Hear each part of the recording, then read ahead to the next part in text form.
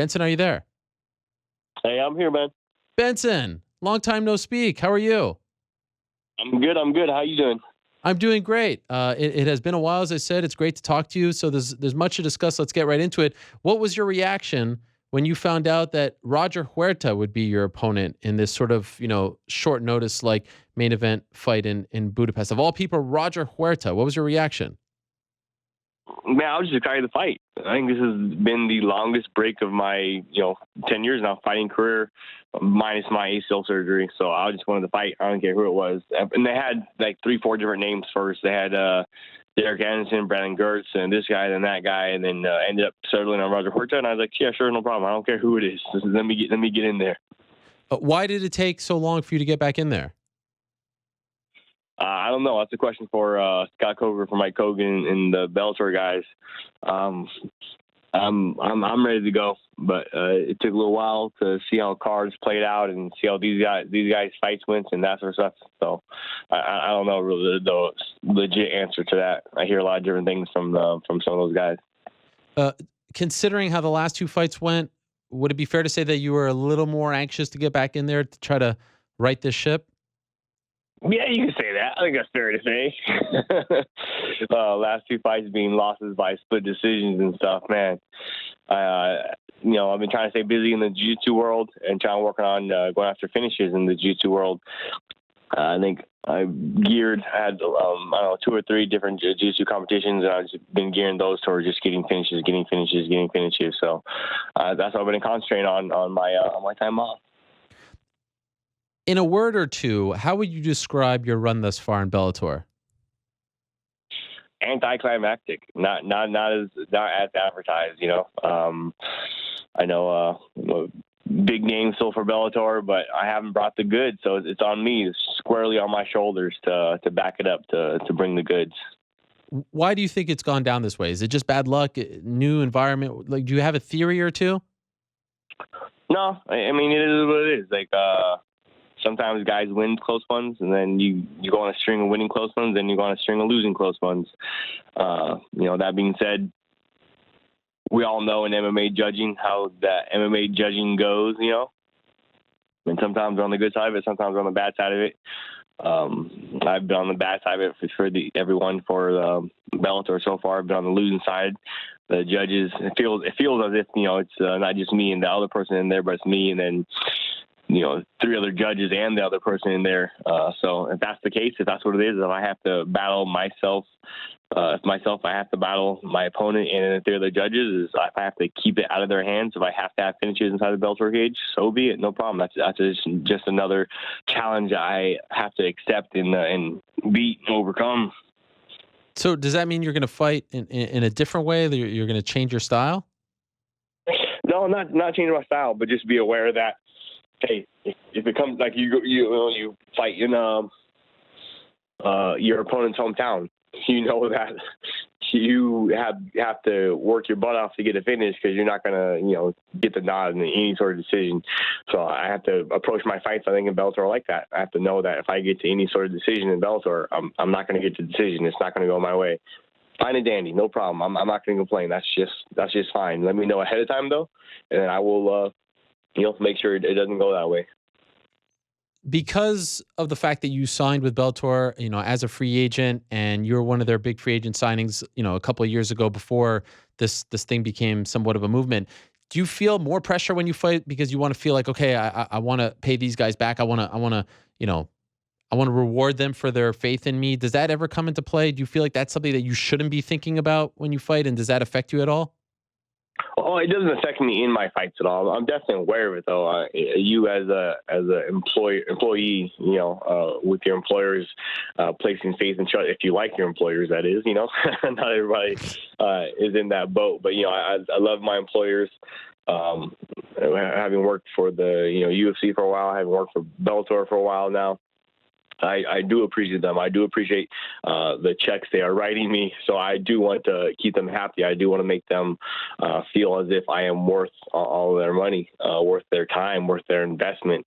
They place a lot of trust and faith in me, and I want to make sure that they, they're getting what they thought they were going to get.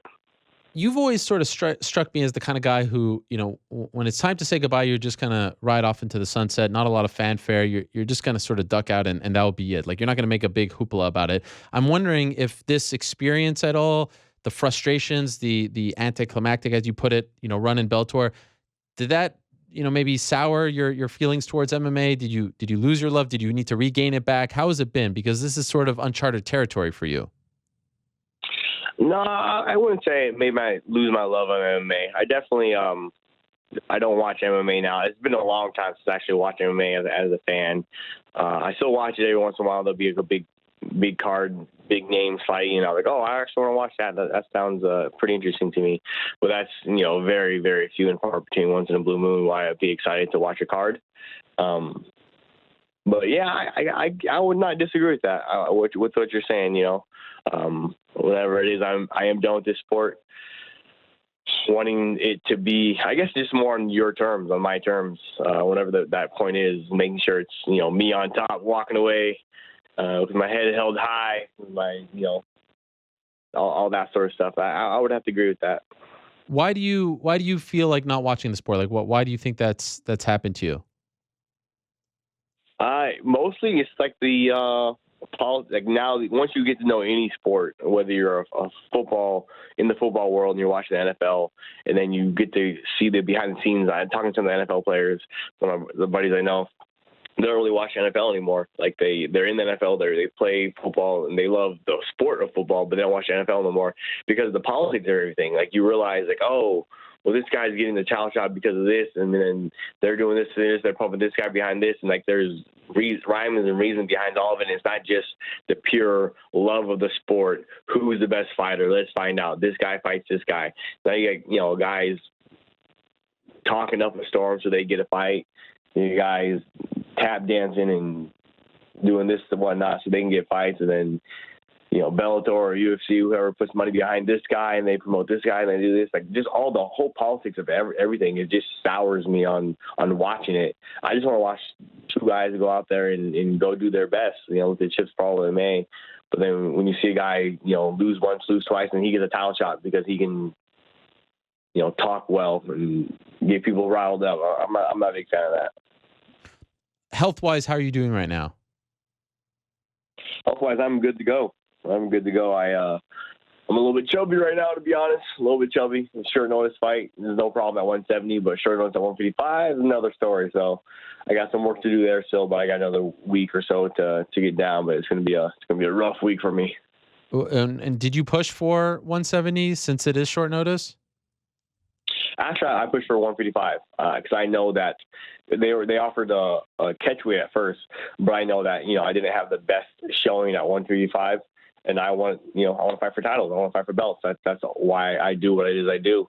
And knowing that, I didn't want people to say, oh, well, Henderson's last fight, he looked good and he won. He got to stop. He got to finish, but it was at 165. It was at 160. It wasn't at 155. So is he really deserving of blah, blah?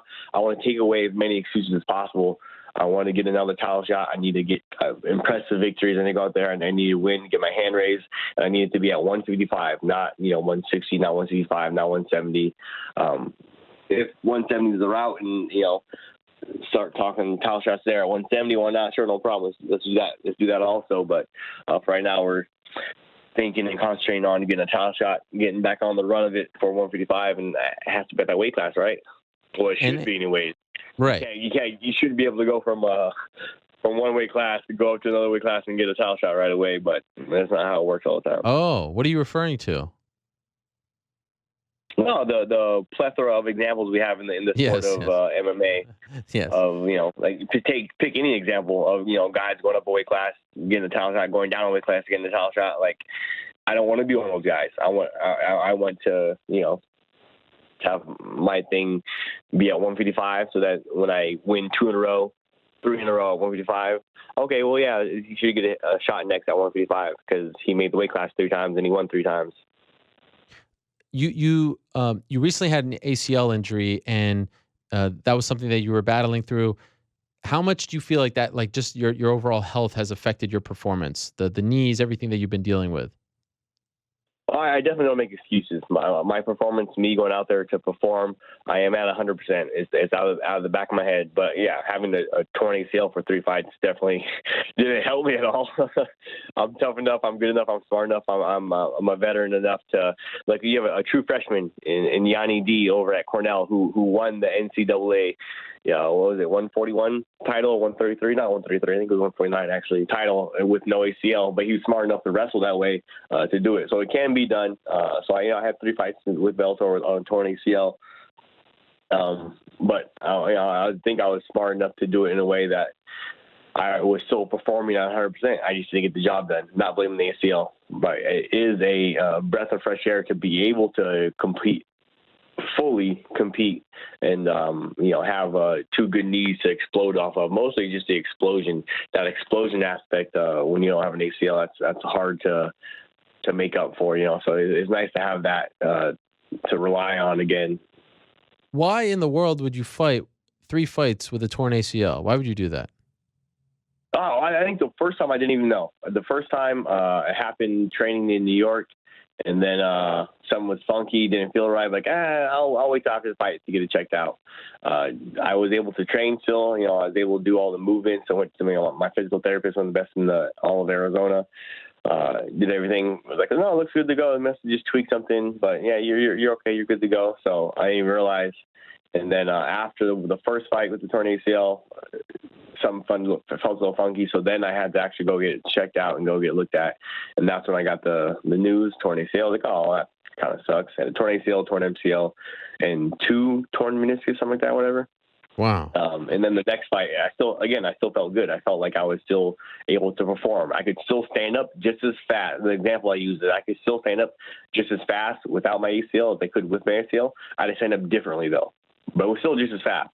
After the third fight, I asked what I felt like. Okay, well, now I'm not standing up as fast. Now it's getting worse and worse and worse. I'm not standing up as fast as I used to be. I'm standing up differently, and it's not as fast. So that's when I felt it actually affect my performance. I knew I had to have the surgery. I wanted to push off surgery till I was done fighting, retire, and then have surgery. But I was affecting my performances, so you have to get fixed then, How much are you aware of what Roger Huerta has been through over the past few fights, past few years? Not a whole lot, man. Not a whole lot. I heard rumors about Roger moving over to Thailand, going through some personal growth stuff.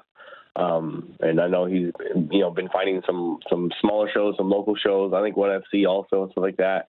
And just training and living life and, following his path in this world. To me, I love this fight because for you, it's an opportunity to get back on track. For him, it's an opportunity to fight a big name. He was Bellator's first ever big free agent signing in this new era. You were one of the first of the Coca era. There's so much to it. I don't know if you've actually sat back and thought about it. I'm guessing no, but there's a great story going into this fight. You know this, right? Well, I think hopefully with the way your career goes, the way someone's career goes in a perfect world, there's always good storylines. There's always big this, big that. So I'm glad there are big storylines for you pundits to draw up and to compare and to contrast and to write stories about. I do like that. I think it's awesome. But have I thought about it much myself? No, not really. I've thought about finishing friggin' fights is what I need to do.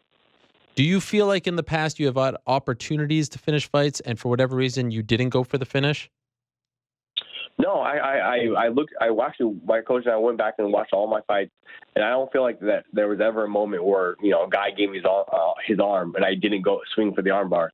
I never felt like he, had his hands down or did this or did that, and he left his chin open and I was too tired to swing and go for it. I feel like every time there's an opportunity, I go for it. And the guys I'm fighting are pretty good. I think I don't have a monster left hand, Hendricks back in his title run. He would touch someone with his left hand and they would fall down and go to sleep. For whatever reason, I don't have that. I can touch people 10, 20, 30, 40 times and eventually wear them down, put them away, but that means I'd have to work that much extra to touch them 10, 20, 30, 40 times first. But, for a reason that I don't have that big left hand. I wish I did, but I don't. So I have to work around, my strengths and weaknesses and just go back to finding ways to put guys away to finish fights. But I don't think we watched the fights, all of them going back to like the WC days, and I did not ever like really miss out on too many opportunities where I couldn't win here, but I didn't do it. I don't know why I didn't do it. Guys leave small holes. The guys I'm fighting are the best in the world. They leave pretty small holes. Speaking of coaching, you, John Crouch, you guys have turned into one of the great corners in MMA. Crouch, one of the best coaches in the sport. We often see you in Mackenzie Dern's corner. She's obviously someone who's been talked about a lot. How would you assess her career thus far, the arc, her progression as an MMA fighter? I think it's gone pretty well. I think there's always room for growth. There's always room to get better. There's always room to improve. If you look back at your last fight and you won by TKO in the first round, you should still be able to find, ways to get better. Oh, I should have done this. Oh, I should have done that. Oh, I should have done this. So I think looking back, hindsight is 20/20 and gives you clear vision. Oh, we should have done this. We need to work on this. We need to work on this. But that's the good thing, always working on getting better, trying to improve and whatnot.